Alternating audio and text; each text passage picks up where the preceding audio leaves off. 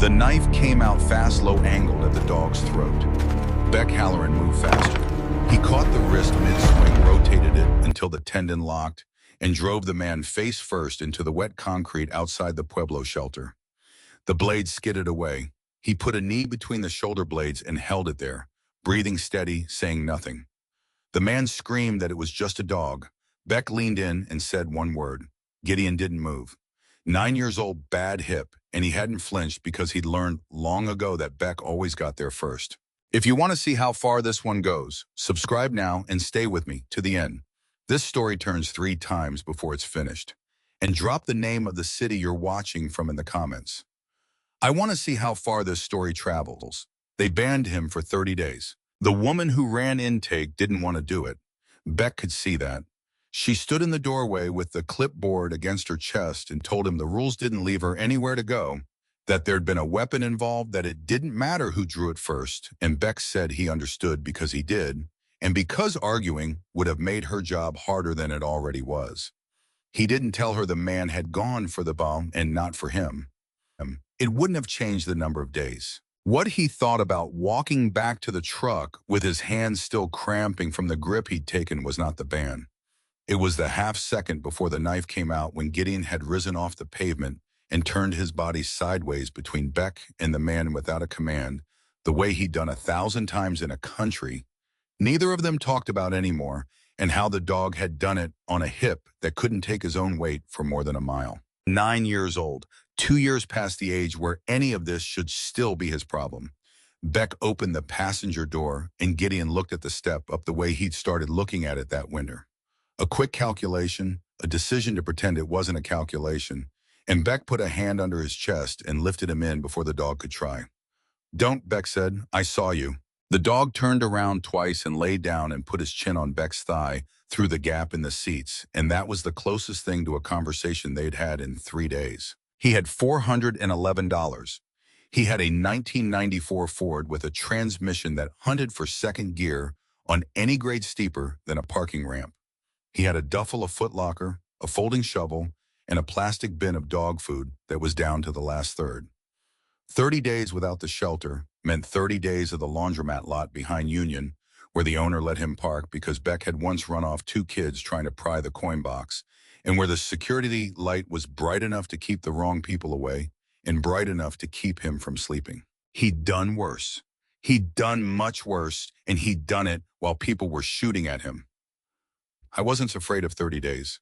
What he was afraid of quietly in a way he'd never once said out loud was the arithmetic on the dog. The call came on a Tuesday from a number he didn't know, and he almost didn't answer because the only people who called him were collections and a VA scheduler who rescheduled the same appointment every 11 weeks. The woman said her name was Delacroix, that she worked for County Property Administration in Kiowa County, and that she'd been trying to locate a Beckett Halloran for 9 months. "That's me," he said. She asked him to confirm his father's name. Beck sat in the driver's seat and looked through the windshield at nothing at all and said, "Ellis Halloran." She said they were clearing a storage unit that the county had held since the estate closed, that the effects had been logged in 4 years ago, that state statute gave them a window and the window was closing, and that if he didn't claim them by the end of the month, they'd be disposed of. He said, "Disposed of." She said, yes, that was the word on the form, and she sounded embarrassed by it. Beck's first thought was clean and immediate, and it surprised him with how fast it came. Let them. 4 years. 4 years his father had been dead, and Beck had found out from a cousin's ex-wife on a social media account. He checked twice a year. 4 years, and before that, 11 years of nothing, of a phone that worked in both directions and neither man touching it, of a silence that had started as a fight in a driveway when Beck was 23 and had hardened into a kind of architecture. Let them dispose of it. Then he heard himself ask what was in it. "A Foot Locker," she said, "a shirt, a wallet, a few books." "Books," Beck said. "There's a Bible listed." And Beck laughed one short bark of it, no humor in it at all, because Ellis Halloran had not been inside a church in Beck's entire life, except once for a funeral where he'd stood in the back with his hat in both hands and left before the last hymn. "That's not his," Beck said. "It was in his effects, sir." Beck was quiet long enough that she asked if he was still there. "Yeah," he said, "I'm still here." It was 240 miles. He told himself he was going for the Foot Locker because a Foot Locker was worth something, and he needed a thing that was worth something. He told himself that for the first 100 miles, and then he stopped bothering. The county office made him sign 3 times. The clerk who brought the box out was maybe 22, and he set it on the counter with both hands like it was heavier than it was, and Beck understood that the kid had been told whose it was. Beck didn't open it there. He carried it out and set it on the tailgate and stood with both palms flat on the lid for a long moment, and what moved in his chest was not grief. He wanted to be honest with himself about that because he'd spent a lot of years being dishonest with himself, and it had cost him more than he could account for. It wasn't grief, it was something closer to a debt notice arriving for a loan he'd never signed. He opened it. A flannel shirt folded by somebody who didn't know how his father folded a shirt. A wallet with a punched-out driver's license, and $11 and a receipt from a farm supply in Lamar. A tin of drill bits, a pair of reading glasses with one arm taped, and the Bible. Paperback, the kind they hand out free. The spine broken so many times it had gone soft and fibrous. The cover curled back on itself, the whole thing swollen, the way paper swells when it's been damp and dried a dozen times. Beck picked it up and flipped it with his thumb, and no passage was marked. Nothing underlined, nothing dog-eared. 94 cents of paper his father had carried around for God knew how long and never read. He tossed it back in the box. That's when the dog stood up in the truck bed. Gideon had been lying there through all of it. He hadn't moved for the county office, hadn't moved for the clerk, hadn't lifted his head when Beck set the box down. Now he came forward on 3 good legs and put his nose over the edge of the box and stopped. Beck knew that stop. He'd built his life around that stop, and then he'd built the rest of it around trying to forget he had. "Hey," Beck said quietly, "off." The dog didn't go off. He went lower. His head dropped and his nose came down onto the Bible and stayed there. And his whole body went into that long, still, terrible patience that Beck had watched 50 times in dust and heat, with men's lives hanging on the next 4 seconds. "Gid." The dog whined once Hythe and frustrated the sound of a professional who has done his job and is waiting for the human to catch up. Beck's throat went dry. "That's a book," he said. "That's a nothing. That's a—" Gideon shoved. Hard. He drove his muzzle under the Bible and flipped it out of the box, and it hit the gravel and skidded, and the dog went after it and pinned it with one paw and looked back at Beck with an expression Beck had no defense against. Beck stood there with his hand halfway to his mouth, because Gideon had been trained on one thing. One, not narcotics, not cadaver, explosive odor and its precursors, and the residue that clings to hands and cloth and paper long after the thing itself is gone. 9 years, Beck thought. He's 9. His nose is gone. This is nothing. Then he thought he was right in Kandahar when nobody believed him. He was right about the culvert. He was right about the wall. Beck knelt and picked up the Bible and felt it. Something in the spine, something with weight shifted against his palm by the fall. His hands went very steady, the way they always did at exactly the moment they had no business being steady. And he turned the book over and gripped the softened glue and pulled the spine open along the seam that his father had opened and opened again until it went soft. A key fell into his hand. Brass, old, heavy, polished bright along the ridges from being turned and dull everywhere else. A loop of baling wire through the bow, and on the wire a stamped aluminum tag, the numbers punched by hand uneven, the way a man punches them himself in a shop instead of paying somebody, KIO 44N19, SE, and under it WP 8871. Beck stared at it long enough that his knees started to complain. Gideon sat down in front of him and put his ears forward and did not look away. "Okay," Beck said. His voice didn't sound like his own. "Okay, I'm listening." The first number was a parcel. He knew that much from the way it read County Code Township Range Quarter. The second one he didn't know. He drove back to the county building and got there 11 minutes before it closed and asked the clerk at the counter to pull the parcel. She typed it in. She frowned. She typed it again. "That's an active parcel," she said. "He's been dead 4 years. It's active." She turned the monitor.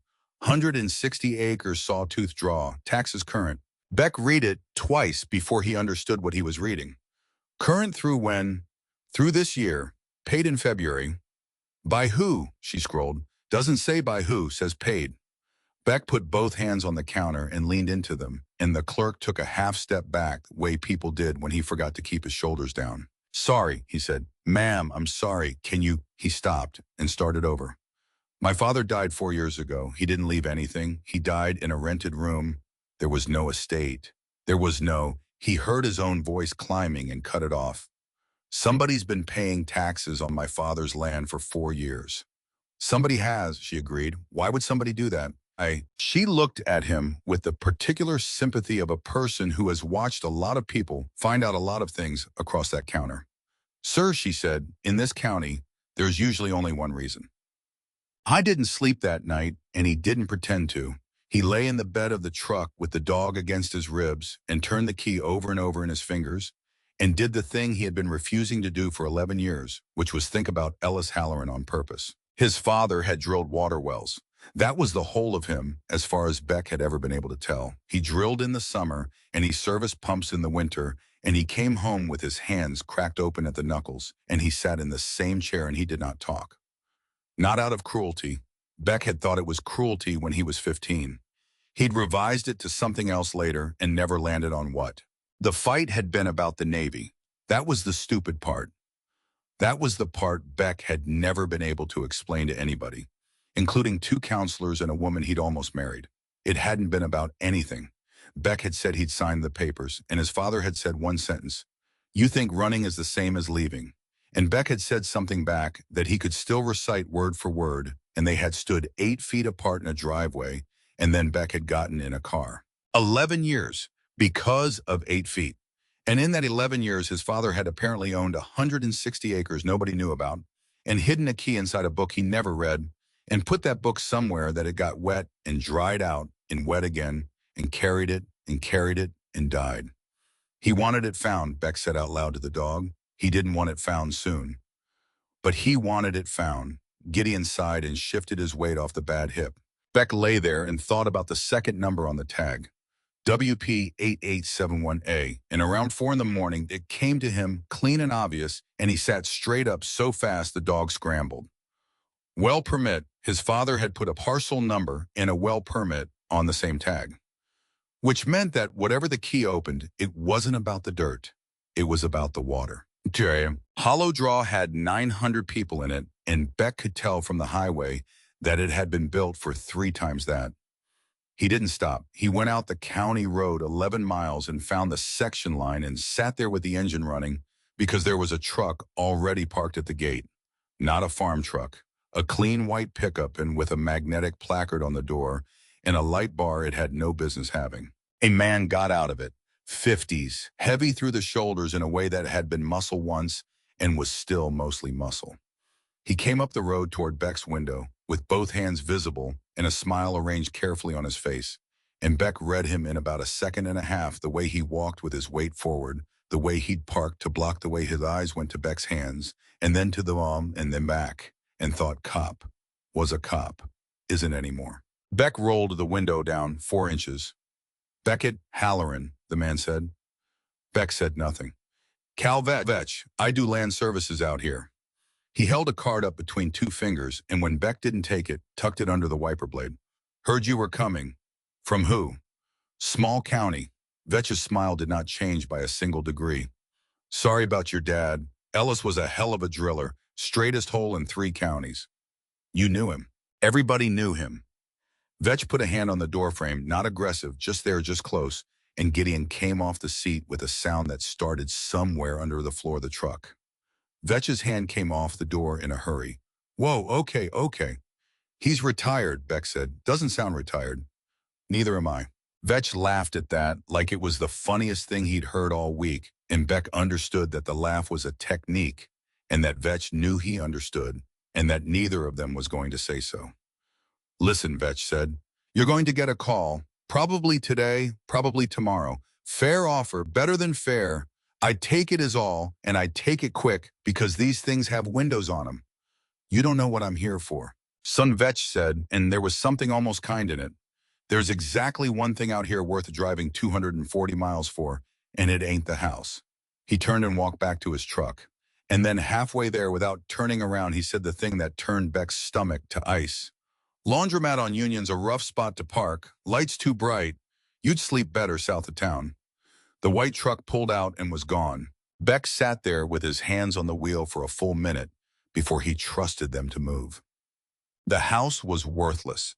He walked it in 11 minutes and there was nothing in it, no furniture, no wiring. Worth stripping, floor gone spongy. In 2 rooms, a kitchen. Somebody had pulled the copper out of years ago. The key didn't fit the front door. He'd known it wouldn't from the shape of it before he even tried. It didn't fit the back.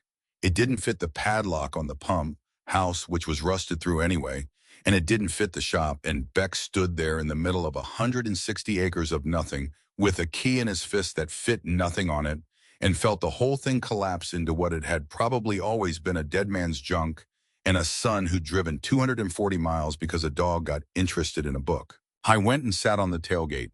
Gideon came and leaned against his knee hard the way he did. "It's nothing," Beck told him. "I know you smelled something." He probably kept it in a shop with blasting caps in it. Guys used to shoot wells. That's all that is. The dog didn't move. "It's nothing, Gid." The dog didn't move, and Beck put his hand on the back of the dog's skull and held on and let out a breath he'd been holding since a county clerk said the word disposed. Reuben Tate lived in town. Beck found him because in a place with 900 people, you find anybody by asking one person. Tate was 66, and he had a hand that swallowed Beck's, and he said Beck's name like he'd been saying it for years, and he stood in his own doorway and got wet-eyed within 30 seconds, and Beck, who had spent a career reading men fast, believed every bit of it. "You're Ellis's boy," Tate said. "God almighty, you've got his hands." They sat. Tate talked. He'd drilled with Ellis for 19 years, 2 rigs, 1 truck between them for the first 6. He talked about a hole they'd put down in '99 that came in at 200 gallons a minute and how Ellis hadn't smiled, just written the number down, because he never trusted a good hole until he'd pumped it a week. Beck listened and didn't say much, and somewhere in there, something loosened in his chest that had been welded shut for 11 years, and he hated how good it felt. Then he said, "Somebody's been paying the taxes." Tate stopped talking. Then he said, "That'd be me." Why, the old man looked at his hands. "Because if the taxes go, the county takes it," he said. "And if the county takes it, it goes a sale. And Ellis," he stopped, started again. "Ellis asked me to before. He said, 'Don't let it lapse, Rube. Whatever else happens, don't let it lapse.' And I said, 'What for?' And he said, 'Because it's the last thing I've got that's true.'" Beck sat very still. "That's what he said. That's what he said. I don't know what he meant by it. I've thought about it 4 years." Tate wiped his face with the heel of his hand and laughed at himself. $400 and some a year. I'm not a rich man. But you don't let a friend's last thing lapse. And Beck Halloran, who had survived 11 deployments in part because he did not believe people, reached over and gripped the old man's forearm and said, "Thank you." He would remember saying that. Later, when it mattered, he would remember exactly how it felt to say it and exactly how much he had meant it. The offer came that afternoon exactly like Vetch said it would. Not from Vetch, from a woman with a voice like a good doctor's, unhurried, warm, precise, who said her name was Adele Prine and that she was with Meridian Basin Holdings and who did not open with money. She opened by asking whether he'd eaten. Beck said, "What? You drove in from Pueblo this morning," she said. "There's a place on 3rd that does a decent green chile. I'm not trying to charm you, Mr. Halloran. I'd just rather you weren't hungry when we talk numbers. People make worse decisions hungry." Beck stood in a gravel lot with the phone against his ear and felt for the first time in a long time genuinely off balance. "Say the number," he said. She said it. Beck didn't answer for 6 or 7 seconds. Because the number was not a number you say about 160 acres of failed dry land in a county where the ground had been going backward for 30 years. It was not a number you say about a house with the copper pulled out. It was more money than Beck had held in aggregate across his entire adult life. And she said it the way you'd read a tide table. "That's not for the land," he said. "No," she said. "It isn't. It's for the water right. It's for the water right. Your father held a senior decree on that quarter. 1860 priority adjudicated in 71. That's older than almost anything left in the district and in a basin that's over-appropriated by about 40%. Seniority is the only thing that means anything at all." A pause and then gently, did you not know that? No. Then I'm glad I told you before you signed something. And she sounded like she meant it, which was the part that stayed with him for the next several weeks. Mr. Halloran, I'll be straight with you because you'll find all of this out anyway, and I'd rather you find it out from me. There's a consolidation decree entering in water court in 58 days. When it enters, the district's historic rights get restructured. Whatever your father's right is worth today, it will not be worth that after. It won't be worth much of anything. I'm not threatening you. I'm telling you what the calendar says. Why would you tell me that? Because I don't need to lie to you, Adele Prine said, and I'd rather not start a relationship that way. She gave him her number. She told him to take the week. She said, I hope your dog's hip does better in the warm weather, and hung up before Beck could ask her how she knew he had a dog. He decided to sell. He wants to be honest later about how fast he decided. It took him about 40 minutes sitting on the tailgate with the sun going down on his back, doing math he hadn't allowed himself to do in years. A place with a door, a yard the dog could get across without a lift. A surgery, an actual surgery with an actual surgeon on an actual hip and pain management after, and a ramp and food that wasn't the cheap bag. 58 days, she had said, and it won't be worth much of anything. His father had hidden it in a key in a book so his son would find 160 acres of nothing and a windfall he had no right to. Fine, fine. Maybe that was the apology. Maybe 11 years of silence bought exactly one check, and that was the whole message, and Beck was too bitter to read it. He whistled for the dog to load up. The dog didn't come. Gideon was at the grain bin. He'd gone in through the open service door, and he was standing on the concrete floor in the middle of it, with his head down and his back end braced, and when Beck came in behind him, the dog didn't acknowledge him at all. Gid, load up. The dog started to dig. Not at dirt, at concrete. He raked at the slab with his front paws in a fast, mechanical, absolutely single-minded rhythm. The exact rhythm Beck had watched him use on packed roadbed with a convoy stacked up behind them. And Beck said his name louder and then said the release word, the real one, the one that ended everything, and Gideon did not stop. In 9 years, the dog had never once ignored that word. Gideon, out. The dog looked at him. He looked at him, and he was not disobeying, and Beck could see, it could see the whole animal straining between two things he had been built to do, obey this man and tell this man, and then he put his head down and dug harder, and a nail split, and there was blood on the concrete. Beck got there fast and got both arms around the dog's chest and hauled him back, and Gideon fought him. 9 years old hip shot, and he fought him. Stop, Beck said into the fur behind his ear, and his voice broke on it, and the dog went still, shaking, panting, front paws ruined. They stayed like that, and Beck, kneeling on a grain bin floor with a bleeding dog against his chest, finally looked down at what was under his own knees. The floor was concrete, all the way across, edge to edge, a poured slab in a bin that should have had a hopper bottom or bare dirt or a plain steel floor pan. It had a slab. Somebody had poured a slab in there, and somebody had done it recently enough that it hadn't cracked the way old farm concrete cracks, and there was a section about 4 feet by 4 feet where the color was wrong. Wrong the way a patch is wrong, poured separately, poured after. Beck put his hand flat on it. He sat back on his heels and looked at the dog, whose paws were bleeding, who had ignored a release command for the first time in his life, who had smelled something in a paperback Bible in a county office parking lot 240 miles away. You've been telling me since Tuesday, Beck said. I went and got the folding shovel out of the truck, and then he went back and got the 4-way lug wrench, and then he stood there and realized that neither of them was going to be enough, and he drove 11 miles into Hollow Draw and spent $61 of his $411 on a demolition bar at a hardware store, where the man behind the counter asked what he was breaking up, and Beck said a slab, and the man said out at Ellis's. And Beck stopped in the doorway and said, how'd you know that? And the man said, mister, there's 4 people bought a bar in this store this year, and I know the other 3. It took him until dark, and then 2 hours passed it working by headlamp, and by the end of it, his hands were split across both palms, and his shoulders had gone past pain into a kind of numb electrical hum. The patch fought him. It was thicker than it should have been, 8-9 inches, where the rest of the slab was 4, and there was wire in it, and when he finally drove the bar through and levered up a chunk the size of a truck tire, he understood why it had taken so long. His father had reinforced it. Deliberately. A man who poured concrete for a living had poured a plug meant to be difficult in a building. Nobody would think to look in on land nobody wanted. Beck got down on his stomach and put the light in. Steel, not rebar, a plate. Quarter-inch steel plate bedded into the pour, and a ring welded to it, and around the ring, the unmistakable rust shadow of something that had been opened and closed more than once. I got 2 fingers in the ring and pulled, and nothing happened.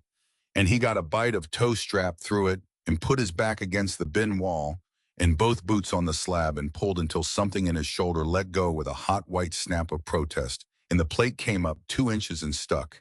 And then came the rest of the way with a sound like a struck bell. Under it was a hole. Under it was a steel casing 6 inches across, sunk straight down into the ground, capped with a threaded well seal, and around the seal, coiled neat as anything, a length of stainless wire. Beck sat back on his heels and breathed. He knew what he was looking at. Anybody in that county would have known. It was a well, a cased well handset sunk under a grain bin floor sealed under 9 inches of reinforced concrete on a parcel that had been sitting on the tax rolls for 4 years, being paid for by a friend. And it was on no permit. Beck knew that too with a certainty that arrived before the evidence did, because a man does not bury a legal well under a building. WP 8871A. He got the key out of his pocket and put it in the lock on the well seal, and it turned like it had been oiled last week. The cap came off in his hand. Cold air came up out of it, the flat mineral breath of deep ground, the smell that Beck would from that night forward associate with his father more strongly than tobacco or diesel or anything else. He put the headlamp over the opening and looked down. The casing went down, and the light went with it, ring after ring after ring, and Beck's eyes fought for it and lost it and found it again. And at about 40 feet, the light stopped falling and landed on something that was not water and not sand and not the bottom. Something pale, something with a shape. Beck reached in and took hold of the stainless wire where it was fastened at the collar, and he pulled. It was heavy. It was much heavier than nothing. It came up in long, slow hauls, hand over hand, 40 feet of wire, coiling around his boots, and his split palms opened to us again, and he did not care and did not slow down. And out of a well his father had drilled by hand at night on land, he'd hidden from his own son, came a sealed capsule the size of a fence post. Waterproof, taped wrapped, weighted and lashed to the top of it in a plastic sleeve gone yellow. A folded sheet of paper with 4 words on the outside in handwriting. Beck had not seen since he was 23 years old. Behind him, Gideon put his ruined paws on the edge of the hole, looked down into it, and began softly to whine. The 4 words said, "If this is Beck." He didn't open it. Not there, not on his knees with his hands bleeding and a tree whining into a hole. He put the sleeve inside his jacket against his chest, and he got the capsule into the truck, and he got the dog in after it, and he drove 11 miles into town at 45 because his hands weren't steady enough for more. He stopped once at the edge of the highway and sat with the engine running and took the sleeve out and held it under the dome light and did not open it. "Not yet," he said. Gideon watched him. "I know, not yet." He didn't have a reason he could say out loud, but he'd learned something in a career of opening doors. You don't open one until you've cleared what's behind you. He cleared what was behind him at a motel on the west end of town, $41 a night, a room with a door he could put the bed against. He got the dog's paws washed and wrapped in gauze from the truck kit while Gideon lay on his side and let him, which was worse than fighting, and then he cut the capsule open on the bathroom floor with his pocket knife. Tape. Plastic. Tape. More plastic. Somebody had wrapped it like it was going to the bottom of the ocean. Inside was his father's life. Core logs long, accordion sheets, 90 of them, each one a hand-drawn column of what the drill had come through and at what depth, initialed and dated. Field notebooks, 11 of them, spiral-bound, swollen. A bank envelope thick with a rubber band that had gone brittle and snapped when he touched it. And 4 microcassettes in a sandwich bag, each with a strip of masking tape on it and a date in blue ink. Beck counted the money because he couldn't not. 61,000 and change banded in tens of thousands, and the bands were dated. Not all at once. Spread across 9 years, roughly 7,000 a year, and not one bill spent. He put it down and pushed it away from himself across the tile. A man does not save $61,000 and die in a rented room and let the county throw out his shirt. A man does not spend $61,000 because he can't stand to. Beck felt the first cold finger of it then and shoved it away and reached for the notebooks instead. In the notebooks were columns of numbers and abbreviations and depths, and he understood maybe one word in five. He needed somebody who could read them. Kuhem, the name came from the co-op. He went in the next morning for dog food and a coffee, and because a man who wants to know a town goes where the town buys things. The place was mostly empty, long rows of shelving with gaps in it, a feed counter with 2 sacks on the pallet, the specific look of a business that had stopped ordering ahead. The old man behind the counter had a set of half glasses on a cord and a Vietnam-era ball cap, and he looked at Beck for about 4 seconds and said, "You're Ellis's. Everybody in this town does that. Everybody in this town's got nothing else to do." He put out a hand. "Odell Bright." Beck shook it. A girl came out from the back with a box on her hip, 19, maybe 20, moving fast, and she stopped dead when she heard the name. She looked at Beck the way you look at a dog that has bitten somebody before. Then she put the box down and went back through the swinging door without a word. Beck said, "What was that?" Odell took a long time with the register. "That's Nell Kessinger," he said. "You'll want to get to that on your own time, not mine." Beck let it go. He asked instead if there was anybody around who could read a core log. Odell's hand stopped. "Where'd you get a core log?" "My father's." The old man took his glasses off and cleaned them on his shirt, which Beck would learn was what he did instead of swearing. "There's a woman up at Two Buttes," he said. "Ocampo. She does well tests for insurance now." He wrote it on the back of a receipt and pushed it over and then held it down with 2 fingers when Beck went to take it. "Son, when you get up there, don't lead with your last name."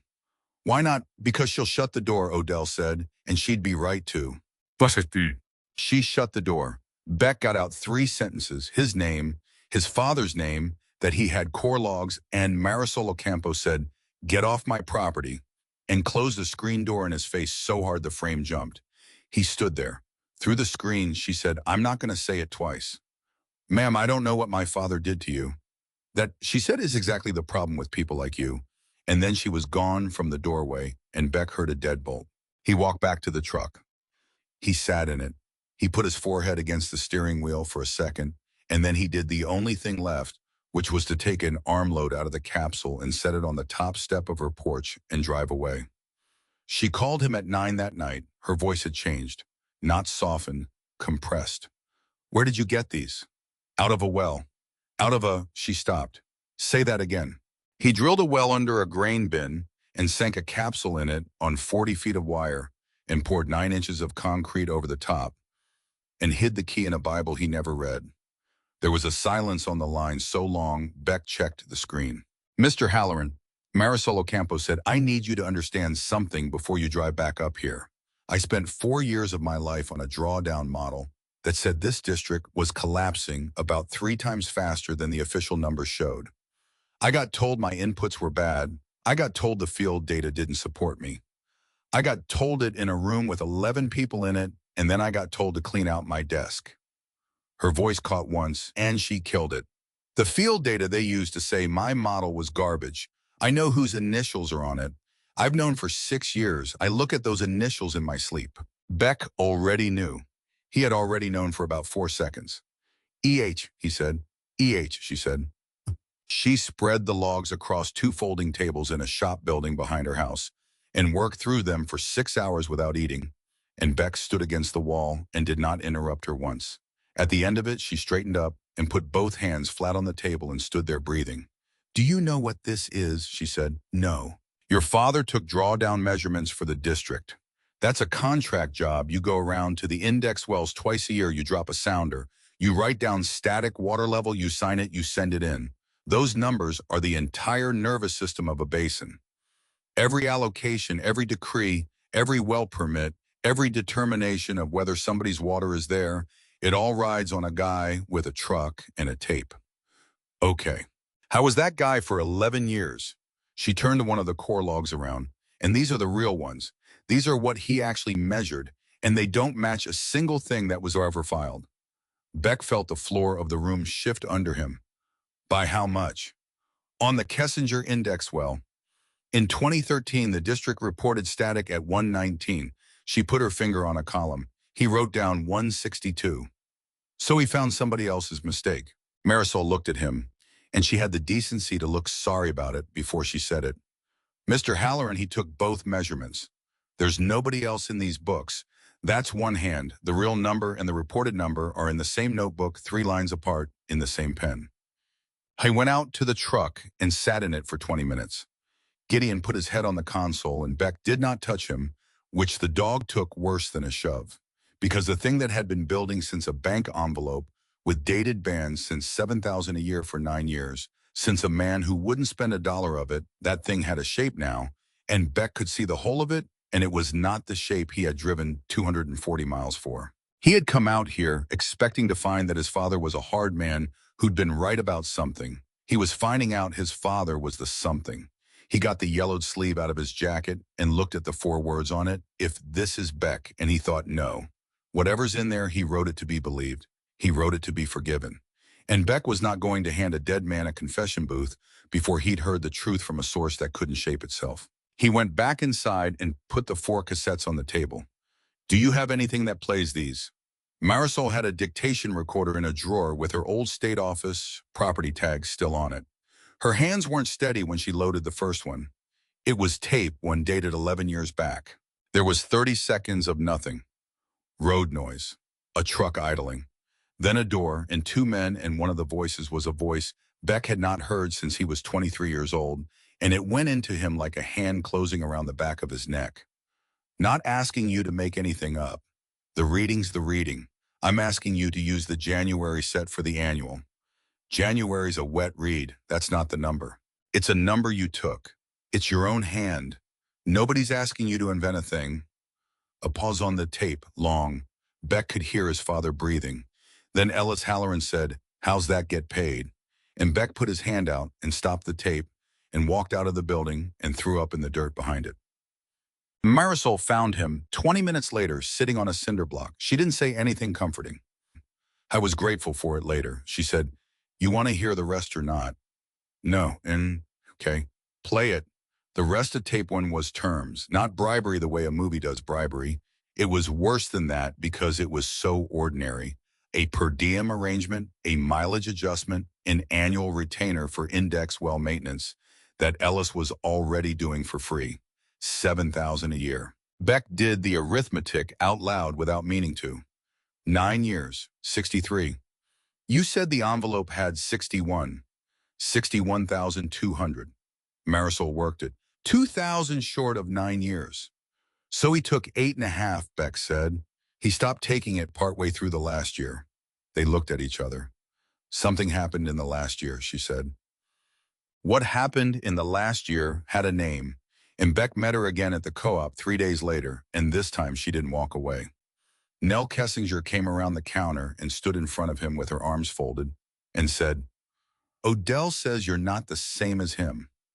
I said, "That's a real convenient thing for a dead man's kid to be." "That's fair." "I don't care if it's fair. I want to know what you're doing here." Beck said, "I'm reading his notebooks." "Uh-huh, and Beck, who had spent it 11 days deciding he would tell nobody until he had it airtight, looked at a 19-year-old girl and told her, "In 2013, he wrote down that your family's deep well was at 162 feet, and he filed a number that said 119. Nell didn't move. "Say the second part," she said. "Which second part?" "The part where you tell me what that meant." Her voice had gone flat and careful, a voice with a lot of weight standing on it. "Because I already know what it meant, mister. I was 12. I want to hear it come out of a Halloran." So he said it. It meant the district had a number on paper that said there was still water at a depth there wasn't water at. It meant when your well quit, the paperwork said your well shouldn't have quit. So it wasn't the aquifer. It was your pump. It was your casing. It was your fault. It meant you didn't get a replacement deep well because on paper you didn't need one. He made himself hold her eyes. It meant they put you on a shallow. Nell Kessinger nodded slowly. 2 years on that shallow, she said. Nobody tested it. Why would they? It's water. It comes out clear. She pulled her sleeve down over her hand in unconscious motion, and Beck saw the shadow of a shunt scar at the crook of her elbow and looked away and hated himself for looking away. Nitrate was 4 times. Uranium was over. I'm 19 and I've got the kidney function of a woman in her 60s, and they can't tell me if it stops here or keeps going. Nell, don't. She held up a hand. Don't do the face. Everybody in this town does the face. She breathed out. You want to be useful. There's 11 other families on that same shallow line, and my brother's 9 and nobody's ever run a panel on him because my mother can't stand to know. Beck said, get him tested. With what money? And Beck thought about $61,000 in a bank envelope in a motel room and could not in that moment make his mouth say it.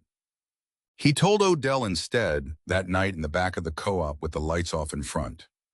The old man listened to all of it without one interruption, and at the end he got up and went into the office and came back with a hardbound ledger, and then he went back and got 4 more, and then he stood in the doorway and said, how many you want?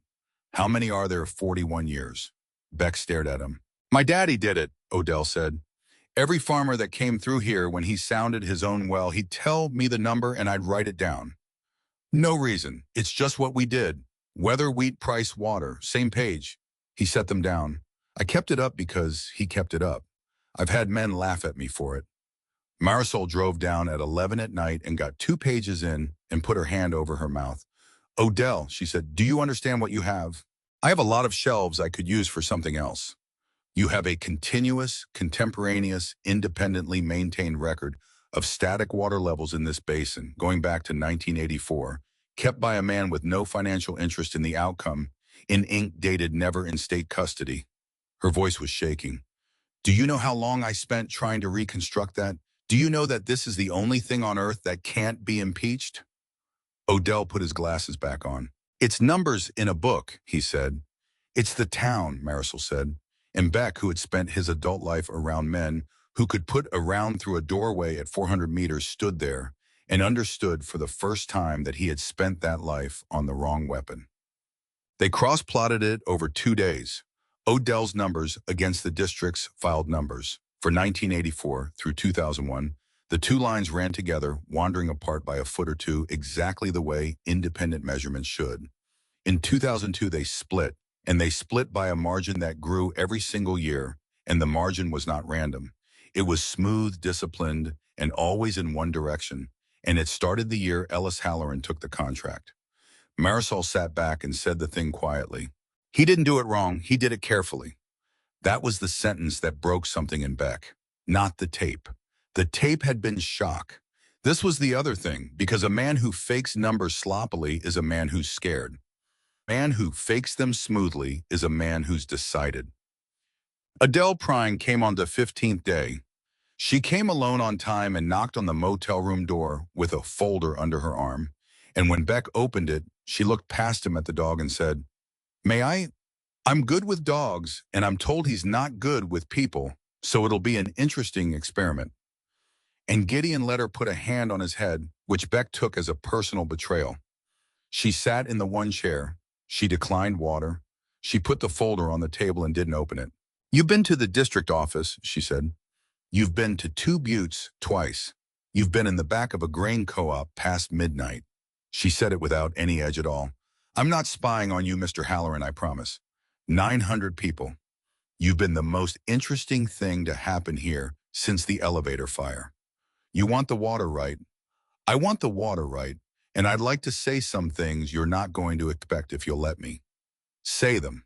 I think you found something real, Adele Prine said. Beck went still. I think your father was on the wrong end of an arrangement that a lot of people in this district were on the wrong end of, and I think he probably tried to fix it late, and I think it probably killed him. Not in the way you're imagining. I mean, it probably sat on his chest for 4 years, and then his heart stopped in a ditch. She let that land. And I want you to understand that none of that is my company's doing. Meridian bought into this basin in 2019. What happened here happened before us. We inherited a mess, and we are trying to make something rational out of it. Rational. There is not enough water, and she said, that's not a position, it's arithmetic. This aquifer took 10,000 years to fill, and we've pulled a third of it out in one lifetime. 240 small wells, all pulling on the same body, all pumping past the point of return, because every individual farmer is rationally protecting his own. That's not a tragedy, it's a predictable tragedy. And the only way out of it is consolidation and metering. And a hard cap and consolidation means somebody has to buy the rights and hold them. She spread her hands. That somebody is us. You can hate the shape of my job. But if you can describe a version of this where everybody keeps their well and there's still an aquifer in 30 years, I'd love to hear it, and I've been listening for 11 years. Beck said, Nell Kessinger. Adele Prine did not flinch and did not look away and did not pretend not to know the name. Yes, she said, that's the part I can't answer well, and I won't insult you by trying. That family got hurt by a paperwork failure that predates my company, and I would undo it if I could, and I can't. You could pay for testing for 11 families, for the whole line. If I do that, she said, my legal department says I've admitted a liability that isn't mine, and then I can't do any of the rest of it, and then this basin goes another 6 years without a cap. She stood up. She left the folder on the table. That's not a no. That's what a yes costs. I'm telling you that honestly because you'll find out anyway, and I'd rather you find it out from me. At the door, she stopped. 58 days is now 43, she said. I'm not saying that to pressure you. I'm saying it because the calendar doesn't care whether either of us is a good person. He should have felt hunted. What he felt sitting there after she left was worse. He felt outclassed, and he felt the slow horror of a man who has just been told a true thing by the person on the other side. He didn't open the folder. He opened the district's public files instead 3 days later, in a windowless room in Lamar with a clerk who brought him boxes on a cart and stopped bringing them cheerfully around box 9. It took him 11 hours across 2 days to find it, and when he found it, he sat and looked at it so long the clerk came over to check on him. A complaint, handwritten, 4 pages, filed by Ellis Halloran 3 years before he died. It named the district's water engineer. It named the arrangement. It listed 9 years of paired numbers reported against actual with the dates. It attached copies of 11 field sheets. It said in the last paragraph in handwriting that had gotten worse since Beck was 23. I took money for this. I am not asking for protection. I am asking that the numbers be corrected before people are hurt worse than they already are. His father had confessed, in writing, on the record, with his own name on it, and stapled to the front was a form. Beck read it 4 times. Received, reviewed for sufficiency, administratively close improper form. Complainant advised to resubmit on Form 7B with notarized affidavit and $75 filing fee. No resubmission received. File closed. There was a clerk's initial in the corner. There was a date stamp. There was nothing else. No cover-up, no shredder, no man in a parking garage. A $75 fee and a wrong form. Beck sat in that room with his father's confession in his hands and understood that nobody had buried it. They had simply let it die correctly the way 1,000 things die correctly every day and gone to lunch. He put his hand over his face. Sir, the clerk said, are you all right? Can I get a copy of this? That'll be 25 cents a page. Beck started to laugh and had to stop himself because he heard what it sounded like. He drove back that night with the copy on the seat and Gideon asleep against it, and he did not go to the motel. He went out the county road 11 miles and sat in the dark at the section line with the engine off and finally took the yellowed sleeve out of his jacket. If this is Beck. His hands were shaking and he let them. The paper inside was 1 page, both sides, written at 3 different times in 3 different pens, which told him everything before he read a word. Beck, if you are reading this, you found the key, which means you took the box, which means somebody talked you into it, because I know you and you would have let them throw it out. He stopped and breathed and went on. I'm going to tell you the worst of it first, so you don't have to wonder while you read. I took money to write down numbers I knew were wrong. I did it for 9 years. Nobody threatened me. I want that on the page in my own hand. Nobody threatened me. They offered and I said yes, and then it was just a thing I did twice a year, and it got easy, and easy is the part I can't explain to you. I told myself the numbers didn't do anything. They were numbers on a form that went in a drawer. In the spring, the Kessinger deep well went dry, and I stood in their yard, and their girl was maybe 12, and she had a glass of water in her hand from the new shallow. And I did the arithmetic in my head on what depth I had filed for that section, and I have not had 1 clean hour since. Beck's jaw hurt. He'd been clenching it for a page. I quit taking it. I wrote it all down. I filed it with the state, and they sent it back for the wrong form, and I did not resubmit, and I want you to know why, because it is not a good reason. It was $75 in a notary, and I had both. I did not resubmit because when I got it back, I felt relief. I felt relief, Beck. I have gone over it, and that is the truest thing I know about myself. So I did it the only way I had left. I drilled my own well where nobody would look, and I put the real record where the state couldn't lose it, and I kept the money. Because if I spent it, it was mine, and if I kept it, it was evidence. I did not call you. I could have. Every year I could have. I kept thinking I'd call you when I had it fixed so that when you heard my voice, you'd be hearing a man who fixed it. I never fixed it. You are going to want to know if I was ever any good. I don't know. I don't think that's the question. Here's the question I'd want you to sit with, and it's the only thing I've got left to give you that's worth anything. There were 6 people between my hand and that girl's glass of water. A district engineer, 2 clerks, a state reviewer, a judge, me. Not one of us broke a law. Every one of us did our job the way it was written. Don't go looking for the man who did this. There isn't one. There's just a lot of us who didn't ask. I am sorry for the driveway. You were 23 and I said a thing to you that I meant about myself. Dad Beck sat in the truck for a long time. Then he folded the page along the creases his father had made and put it back in the sleeve. And he put his hand on the dog's shoulder, and the dog woke up and licked his wrist once and went back to sleep like it was nothing at all. At 6 in the morning, he called Marisol Ocampo. I need to know what it takes to stop a decree, he said. She was quiet. Then, you're going to need the tapes authenticated. You're going to need the field sheets, and you're going to need somebody willing to say all of it out loud in a courtroom with his name on it. Fine. Beck. She'd never used his first name before. The tapes have your father's voice on them agreeing to be paid. Do you understand what you'd be doing and whatever's left of his name in this county, and there is something left? People liked him. It doesn't survive that. Not one piece of it. Beck looked out the windshield. At 11 miles of ground, his father had drilled a hole in at night alone for 4 years so that this exact conversation could happen. I know, he said. He hung up. And when he turned the key, nothing happened because the hood was up and the battery was gone, and there was a white pickup idling at the far end of the section line with its lights off, and Cal Vetch was standing beside it with his arms folded, waiting to be seen.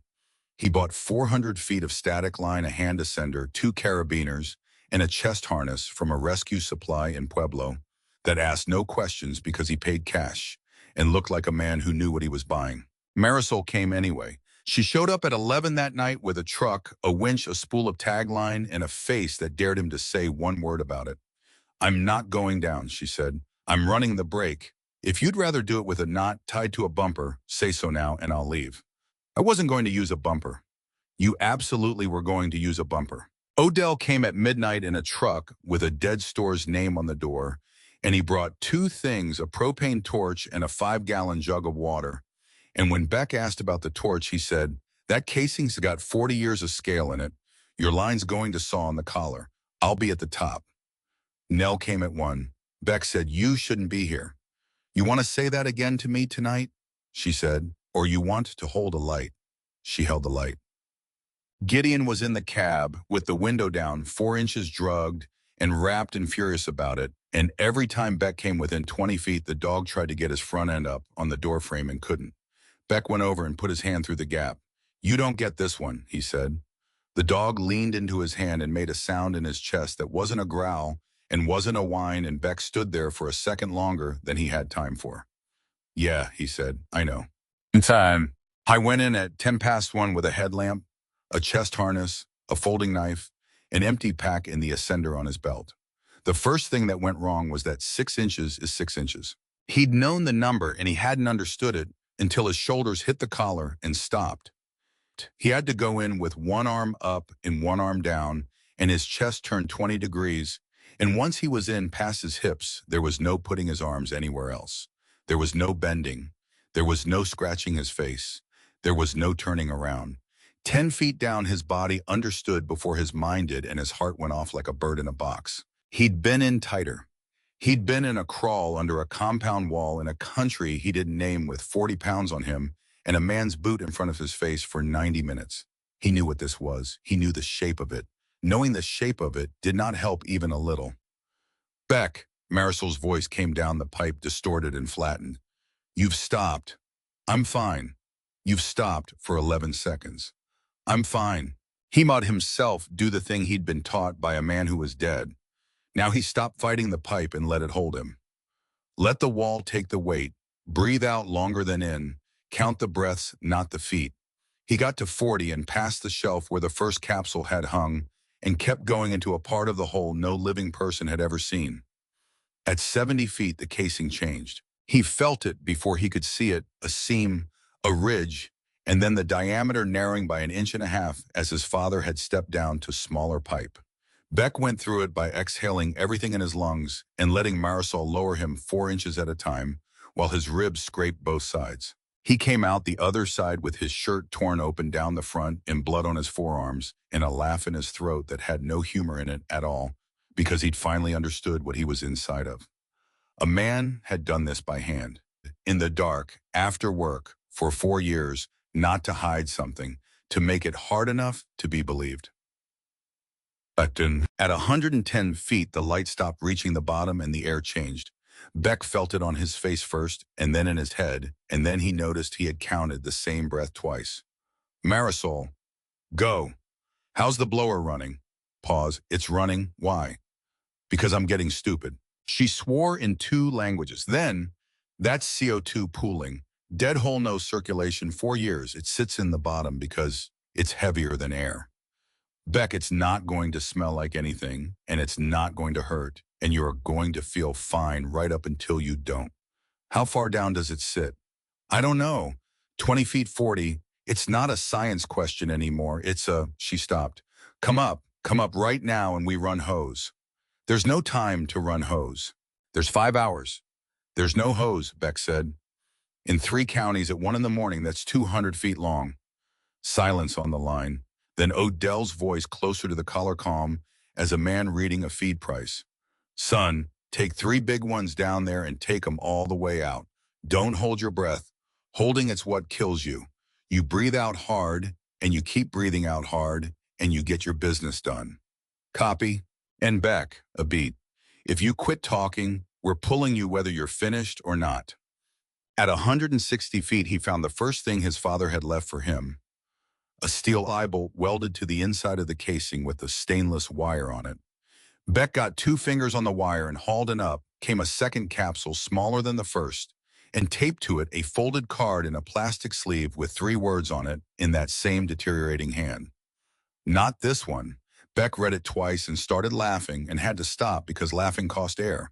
His father had built a decoy at 40 and a second decoy at 160 and labeled it because he had known that whoever got this far would be exhausted enough to take anything and go home. He didn't trust me, Beck said out loud to nobody. And then because the pipe was small and dark and he had nothing to do but think no. He didn't trust that whoever came would be me. He clipped the second capsule to his belt anyway and kept going down. At 201 feet, his headlamp browned out and came back and browned out again. At 206, his hands went clumsy. He noticed it the way you notice weather distantly, with mild interest, and that was the exact moment he understood how much trouble he was in, because mild interest was not a thing he was capable of, and the fact that he was capable of it meant the air had already gotten him. Talk, Marisol said. Beck, talk. 210. Keep talking. He put his hand out, and it hit something that wasn't pipe. There's a shelf. A what? There's a pocket. He belled it out. Left side. Beck's tongue felt thick. It's a box. There's a box in the wall. Get it, and I'm pulling. It was a steel ammunition can wired flat into a notch his father had chipped out of 200 feet of formation with a hand tool.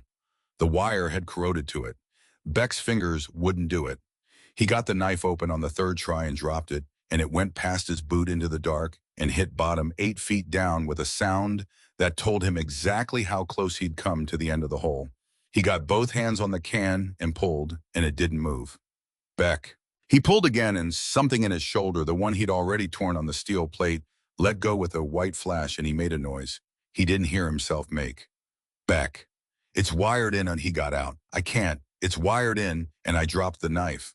I'm pulling you. No. You've been under 200 for 4 minutes, and your voice is wrong. Marisol. He put his forehead against the casing. The steel was cold and it helped for about a second. If I come up without it, they pour cement on it at 6. Silence. Then Odell Boy used the ascender. Beck's fogged brain turned that over for 4 full seconds. Then he got it.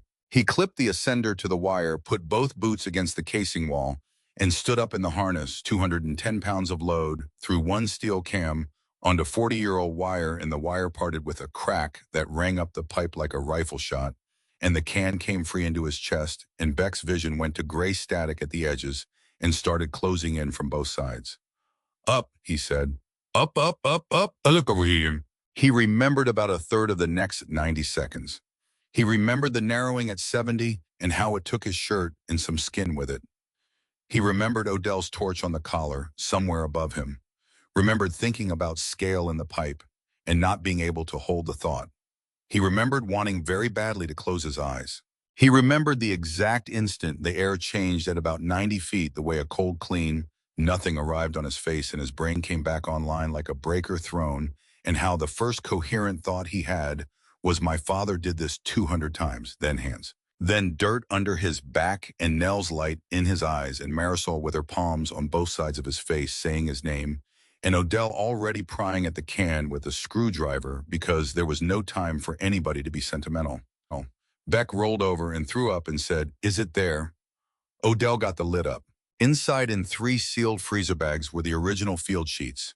Not copies, originals on the state's own carbonless triplicate, and on each one Ellis Halloran had written the reported number in the box where it belonged, in the actual number in the margin beside it, in the same pen, and initialed both and dated them. 9 years of it, every index well, every visit, one instrument, one hand, both numbers. Marisol sat down in the dirt and put both hands over her mouth and did not say anything for a long time. Then she said very quietly, "He built the case against himself." "Yeah," Beck said. "Beck, this is him. This is the only document in the world that proves the falsification, and the only signature on it is your father's." "I know. There's no version of using this where he isn't the Marisol." Beck got himself up onto one elbow. "I know." They were still on the ground when headlights came up the section road. It was 4:40 in the morning and the plug crew wasn't due for 80 minutes, and it wasn't the plug crew. Cal Vetch got out of the white truck and walked over unhurried and looked at the rope and the winch and the hole and the 4 people around it and the ammunition can sitting open in the dirt. "Well," he said. Odell stood up. Marisol stood up.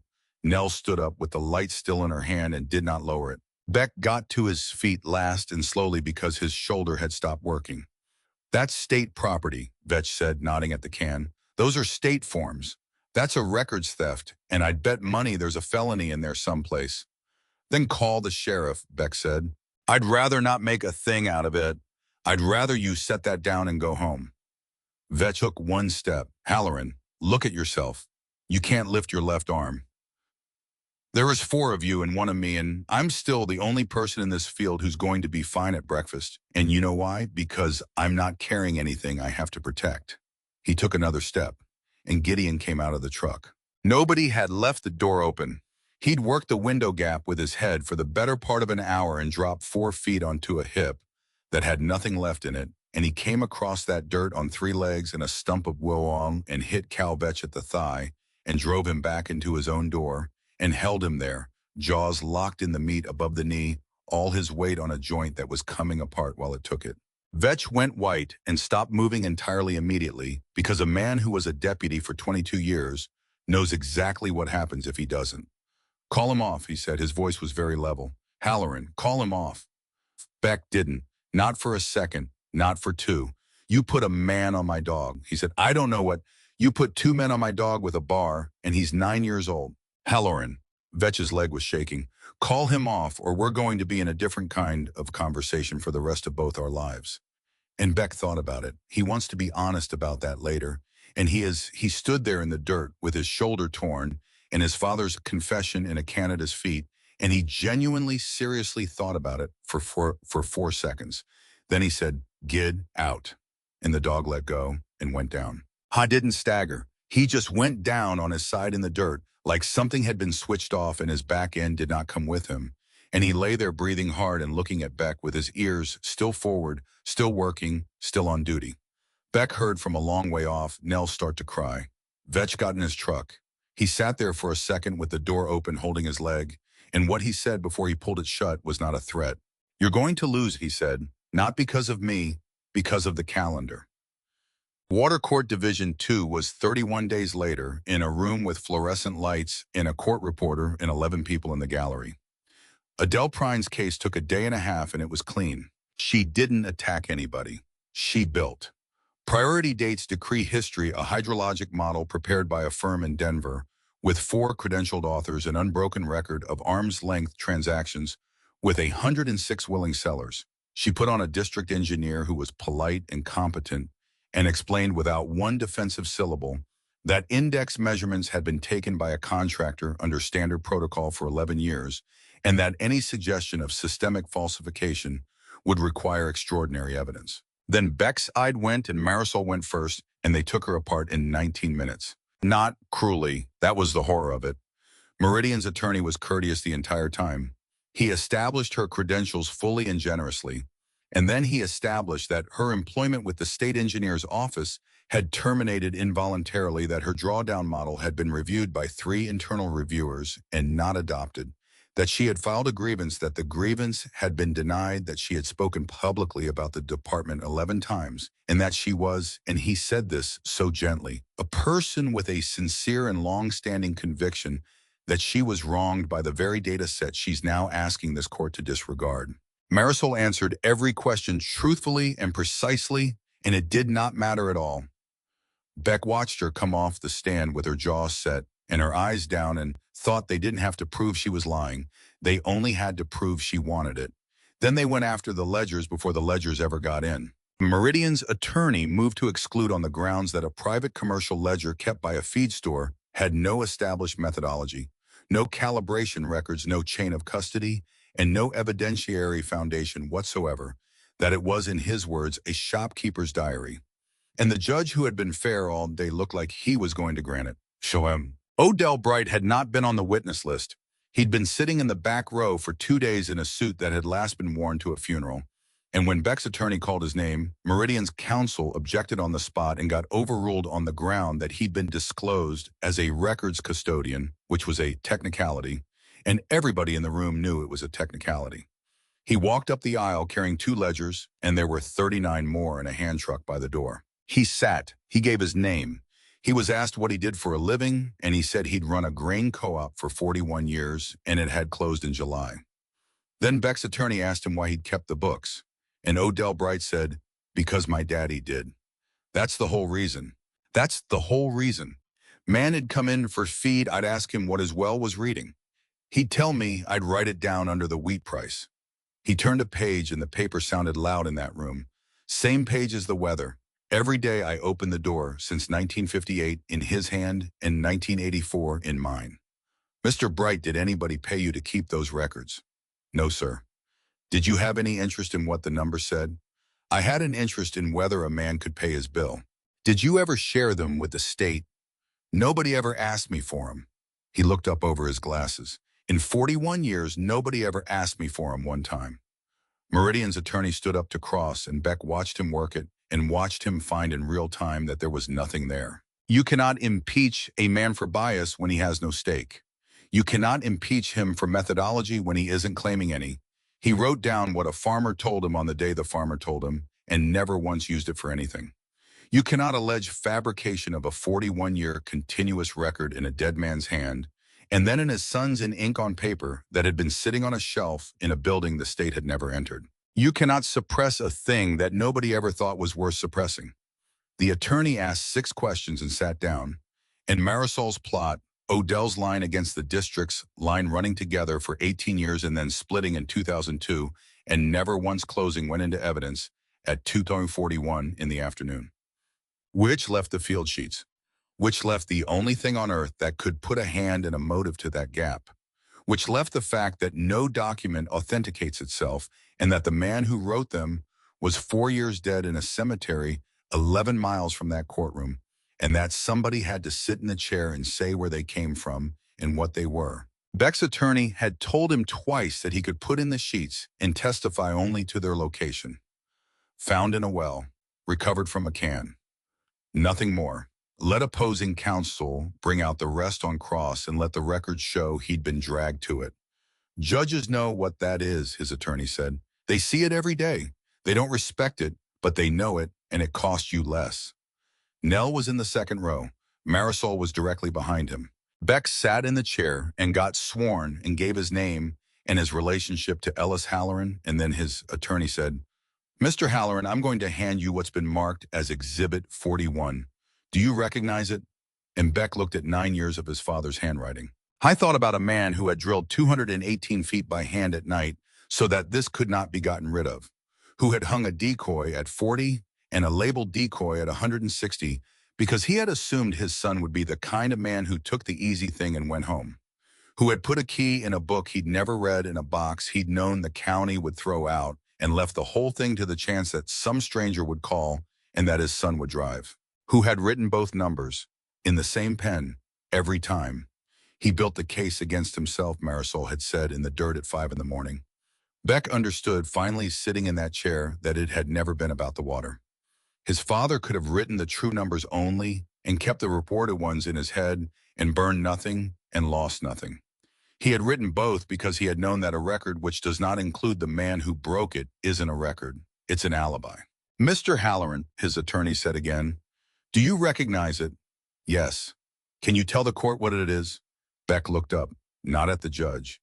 At the back of the room where a 71-year-old man with a dead store sat holding a hand truck full of ledgers, and a 19-year-old girl with a shunt scar sat with her hands in her lap, and a woman whose career had been ended with these exact numbers sat waiting to find out whether any of it had been worth what it had cost her. "Those are the state's index well field sheets for Division II District 11 from 2002 to 2011, Beck said. "The number in the box is the number that was reported to the state. The number in the margin is the number my father actually measured that day. Both of them are in his hand." "How do you know that?" "Because I have his hand." Beck's voice did not shake, and he did not know why. "And because he wrote me a letter that says so." Meridian's attorney was already rising. Beck kept going, and he spoke over him, and the judge let him, and he said it the way you say a thing you have already decided to survive. "My father took money to file numbers he knew were false. $7,000 a year for 9 years. Nobody threatened him and nobody blackmailed him. They asked him, and he said yes, and he did it twice a year for 9 years, and it got easy, and easy as the part he couldn't explain." The room had gone completely silent. "He stopped in the 9th year, and he wrote it all down, and he filed a complaint with the state 3 years before he died, and the state sent it back for the wrong form and a $75 fee, and he never resubmitted. And he told me in writing that the reason he didn't was that when it came back, he felt relief. Your Honor, he drilled a 218-foot hole by hand in the dark for 4 years to keep those pages out of anybody's reach," Beck said, including his own, "because he was afraid he'd burn them. That's what those are. That's exactly what those are." The judge said, "Counsel, sit down." Same. He came off the stand and did not remember walking. Marisol got a hand on his good arm in the hallway and steered him to a bench and sat him on it, and Nell sat down on his other side and didn't say anything at all for a long time. Then she said, "You said his name." "Yeah. In there, out loud. You said it." Beck put his head back against the wall. "He's buried 11 miles from here," he said. "Half the people in this county liked him. They're going to say he was a crook." He was. Nell Kessinger sat with that for a second. Then she leaned forward with her elbows on her knees and said, in a voice that had gone rough, "My mom didn't sign." Beck turned his head. She was going to. She had the pen. Nell wiped her face with the back of her wrist, fast annoyed. "She asked me what I thought, and I told her about a man who went down a well. That's it. That's the whole thing I said." She laughed wet and short. "So now we've got nothing and a court date, so thanks a lot." "Nell, shut up," she said, and put her head on his shoulder on the bad side, and Beck did not move it. The ruling came down 8 days later, and it was 11 pages, and it was not a victory. The court found that the objectors had raised a substantial question of fact regarding the integrity of the index measurement record for District 11 from 2002 through 2011. The court found that the divergence between the district's reported values and an independent contemporaneous record was material consistent and unidirectional. The court declined to make findings of fraud, which it noted was a matter for other authorities. And the court stayed entry of the consolidation decree as to the affected sections, including the Halloran Quarter and the Kessinger line, pending referral to the state engineer and the attorney general. Not vacated, stayed, not fraud, a substantial question of fact. Beck read it 3 times sitting in a truck with the engine off, and then he handed it to Marisol, and Marisol read it once and put her hand over her eyes and laughed until she was crying. 11 pages, she said. 6 years, 218 feet, and what we get is pending referral. Yeah, it's not enough. No, the 16, it's not close to enough, Beck. No, he said, it's just more than nothing, and reached over into the back seat where a 9-year-old German shepherd was lying on a folded blanket with his ears forward, watching the road behind them, the way he had for 2,000 miles and would for as long as he had left. The referral took 14 months, and Beck learned in those 14 months what his father had learned in 9 years, which was that the machine does not run at the speed of your grief. The Attorney General's office sent 2 investigators in the first week and then nobody for 5 months. The state engineer's office produced 11,000 pages and a statement expressing full cooperation. Beck gave a deposition that lasted 6 hours in a conference room in Denver and was asked 40 times in 40 polite ways whether he might be motivated by a desire to rehabilitate his father's memory. No, ma'am, he finally said. If I wanted to rehabilitate his memory, I'd have burned those sheets and told everybody he was a good man. That was available. That was the easiest thing in the world. They wrote it down and asked the next question. Joe, the district's water engineer, the man on the other end of tape 1, retired in March. There was no arrest. There was no perp walk. There was a letter and a board meeting that lasted 11 minutes and a resolution thanking him for 31 years of service to the district and full pension, and a photograph in the county paper of him accepting a plaque with his wife standing next to him. Beck read that paper in a truck outside the co-op that wasn't a co-op anymore and had to put it down and hold on to the wheel for a second. 2 clerks got written reprimands. One had been retired for 6 years already. The other was 28 years old and had processed a form correctly. The AG's office issued findings.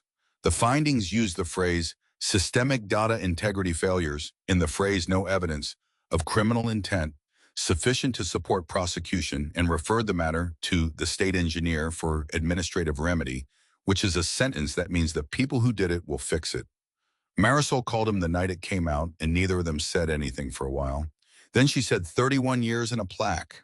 Yeah, Beck, that man ended my career in a room with 11 people in it, and he got a plaque. I know. Say something else. I don't have anything else, Beck said, and that was true. And she stayed on the line anyway for another 20 minutes, both of them just breathing at each other across 109 miles, which is what people do when there's nothing to say. And hanging up would be worse. Adele Prine was never charged with anything because she never did anything illegal. Beck saw her one last time in a parking lot in Lamar a week after the findings. She was loading a box into a rental car, and she saw him and did not pretend she hadn't. You won, she said. Nobody won. That's the correct answer, and you know it isn't what happened. She shut the trunk. I'm resigning. It's already written. Not because of anything I did, I want that clear, and I'll say it in front of anyone. Because the basin needs somebody to be the face of consolidation, and it can't be a face that's been in the paper. Where are you going? Nebraska, she said. Republican River Basin. Same problem 6 years behind us. Beck laughed once, and it wasn't a nice sound. So you go do it again. I go do it right, Adele Prine said, and there was something in her voice that had a crack in it for the first time in 14 months. Do you want to know the thing that keeps me up, Mr. Halloran? It isn't the Kessinger girl. I'd fix that with a checkbook tomorrow if my board would let me, and I'd sleep fine. It's that I'm still right. The aquifer is still going. 240 small wells are still pulling on it. You stopped a decree, and you didn't add 1 gallon of water to this basin, and in 9 years, somebody's going to have to come back here and do exactly what I was doing, except by then there'll be less to work with and fewer people left to argue with. She opened the car door. I hope whoever it is worse at it than me. That's not sarcasm. If they're better at it, they won't leave a paper trail. She got in and drove to Nebraska, and within the year was doing the same work for a larger firm at a higher salary. That was the part Beck could never explain to anybody who hadn't been there. There was no villain to hate at the end of it. There was a woman who'd been mostly correct doing a job that mostly needed doing in a way that had eaten 11 families, and she went home and slept. Omer, the settlement came in June of the following year. Meridian settled with the 11 families on the shallow line for an aggregate figure the reporters called significant. Split 11 ways minus fees, the Kessingers got $162,000.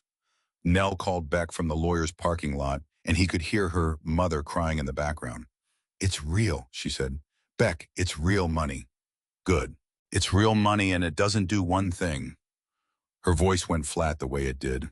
"I asked the nephrologist. I said, 'With this much, what do we do?' And he said, 'We monitor.' That's it. That's the plan. We monitor. There's no procedure. There's no, you can't buy it back."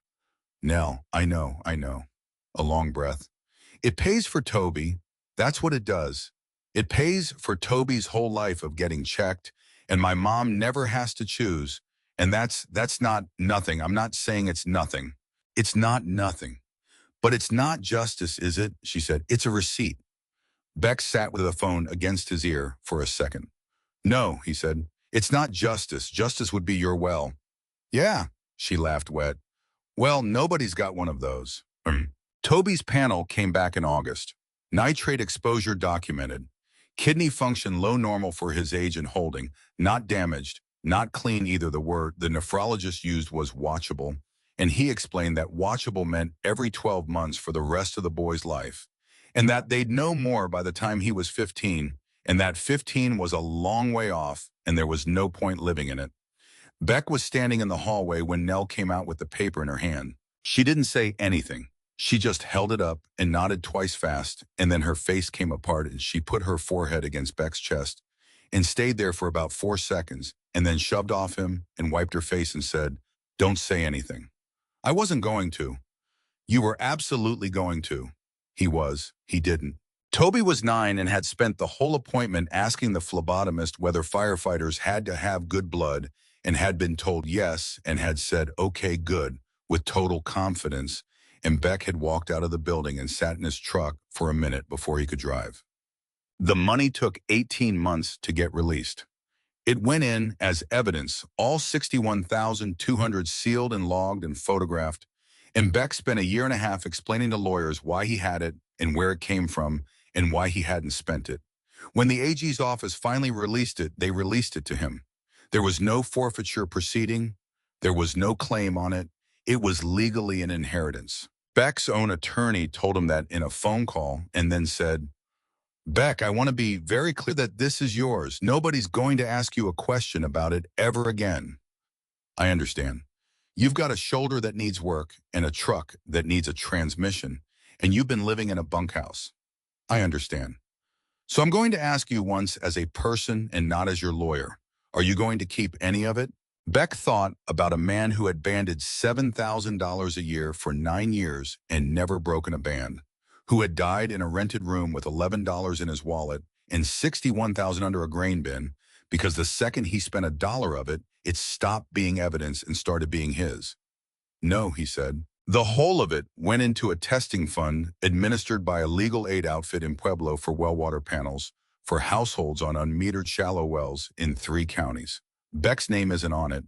His father's isn't either. It's called the District 11 Fund because Marisol filled out the form, and that's what she wrote in the box. The first year it paid for 206 panels.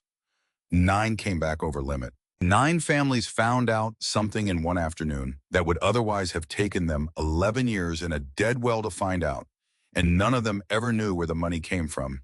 And Beck considered that the closest thing to a clean transaction he'd ever been part of. Nell took the fund's money for her own family's follow-up panels. She did it without being asked, and she told him so at the counter of a diner in Hollow with her chin up like she expected an argument. "You said get it clean," Beck said. "You got it clean. That's the same money." "It's not the same money, and you know it isn't," Nell Kessinger said, "or you'd have written me a check 2 years ago." The plugging order on the well was rescinded in the spring. Marisol got it done, and it took her 9 months in a permitting process that would have made a normal person quit twice. The hole his father had drilled by hand, illegal, unpermitted, 218 feet, sunk under a grain bin floor at night for 4 years, was inspected, cased properly, screened and issued a permit as a state-recognized monitoring well.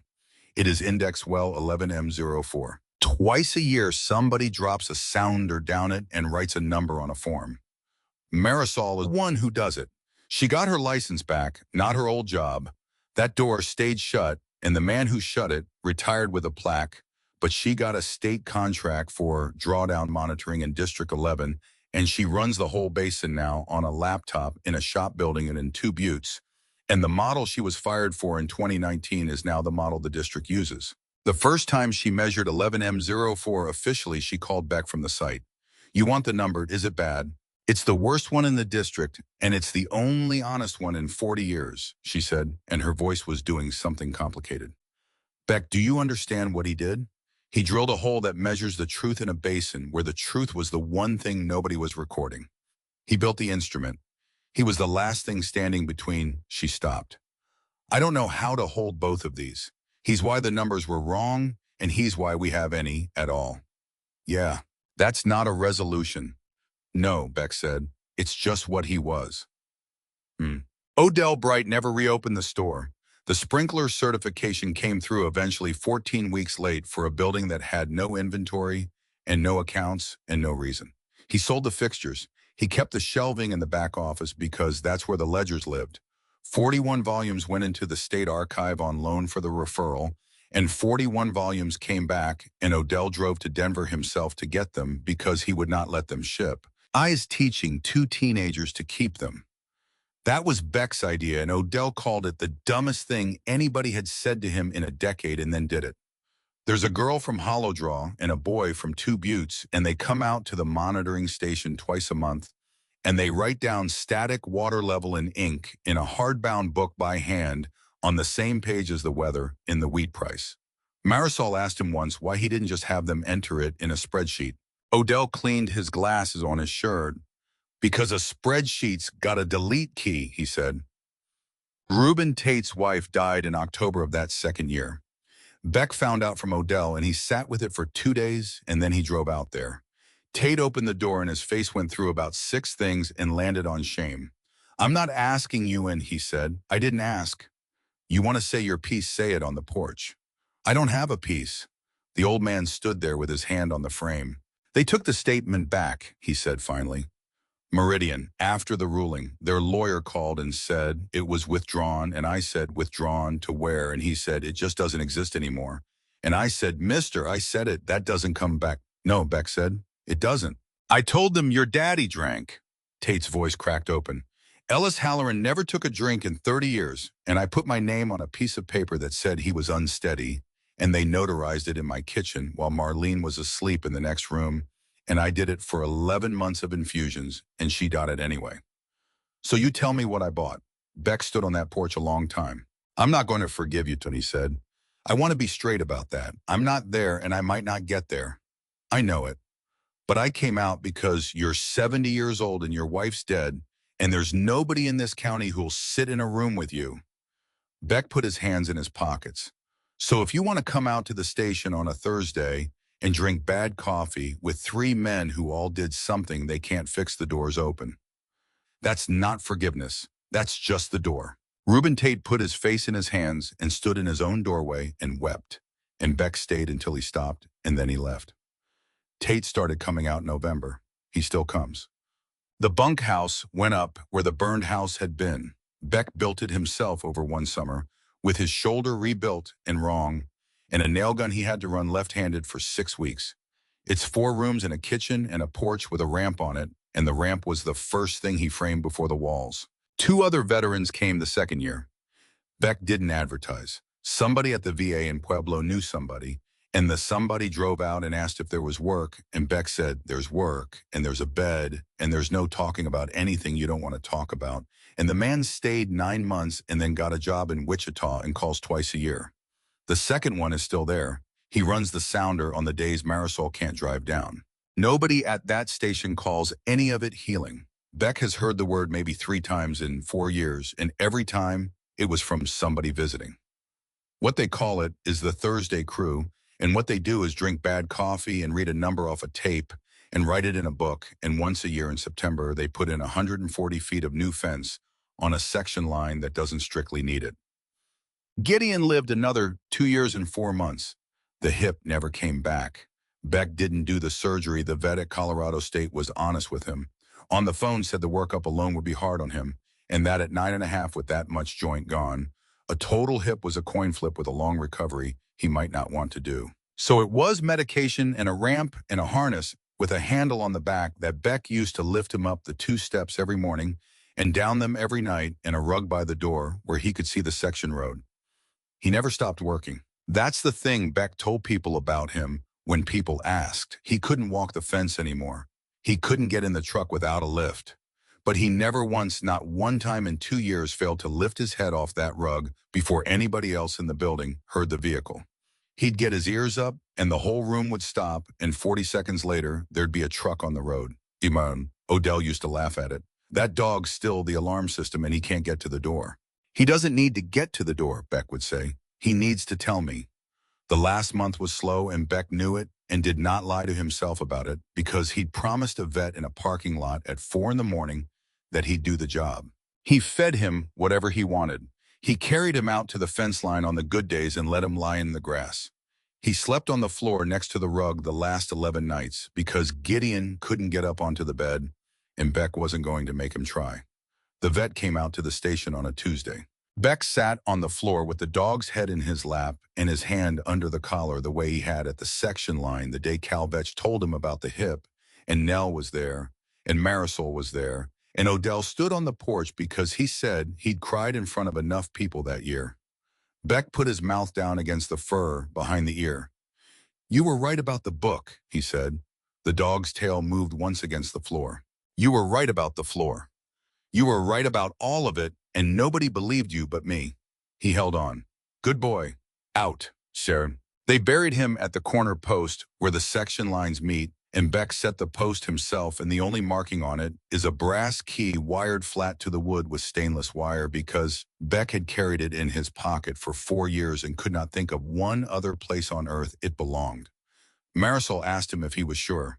"That's the key," she said. "That's the whole story. That's an artifact. Somebody's going to want it." "Let him want it," Beck said. "There's a second dog at the station now. He's 2, and he's an idiot, and he was surrendered to a shelter in Pueblo for being too much dog for an apartment, and his name is Ledger, which Odell picked, and everybody groaned at, and everybody uses. He is not Gideon. Beck has never once pretended he is. He's a young dog with no training and a lot of noise, and he sleeps on the same rug because it was the only rug there. But 11 months and he started lifting his head off that rug before anybody heard the trucks. Nobody taught him that." Beck signs the ledger himself on the first Thursday of every month. He didn't at first. Odell did the signing and the kids did the entries, and Beck just read the tape. Then one November, the old man pushed the book across the table and said, "You're on the crew," and handed him the pen and didn't look up, and that was the whole ceremony. The first time he wrote his name under a column of numbers, Odell looked at it and then looked at it again and got very quiet. "What?" "Nothing." "Odell." "You write just like him," Odell Bright said. "Exactly like him. Same hand." Beck looked down at B. Halloran in ink under a static water level of 231 feet in a book that would sit on a shelf in a dead store's back office for as long as anybody kept it, and did not say anything for a while. He'd spent 11 years hating a man for a sentence in a driveway. He'd spent 4 days hating him for a voice on a tape. He'd spent 14 months in depositions being asked whether he was trying to clear his father's name, and the honest answer, the one he never gave because it was too long, was that he'd figured out somewhere around 210 feet down a 6-inch pipe that a name isn't a thing you can clear. Alice Halloran took money to write down lies. That is true, and it will be true forever, and it is written in his own hand in a state archive where anybody can go read it. Ellis Halloran also drilled 218 feet of solid ground with a hand tool at night alone over 4 years, so that nobody, including himself, could ever destroy the proof of what he'd done. Both of those are the same man. There is no version where you get one without the other, and Beck stopped trying to make the arithmetic come out even. The aquifer is still going. It goes about 18 inches a year now instead of 31. And Marisol says that's the difference between 40 years and 70, and 40 years is not a solution. It's a delay. And a delay is what you give the next generation, so they have something to work with. Nell got her associates and works for the legal aid outfit that runs the fund-doing intake. She still can't run a mile. She never will. Toby is 13 and still wants to be a fireman, and his numbers are still watchable. And on the first Thursday of every month, 4 men and 2 teenagers and a young dog with no discipline go out to a hole in the ground that a guilty man dug in secret, and they drop a tape, and they read the truth off it, and they write it down in ink in a book with no delete key. Alice Halloran's name was never going to be clean again, and the water was never coming back, and Beck Halloran had made his peace with both because a town cannot be rebuilt on a good name, but it can be rebuilt on a true record. And his father had spent the last 4 years of his life making sure they'd have one.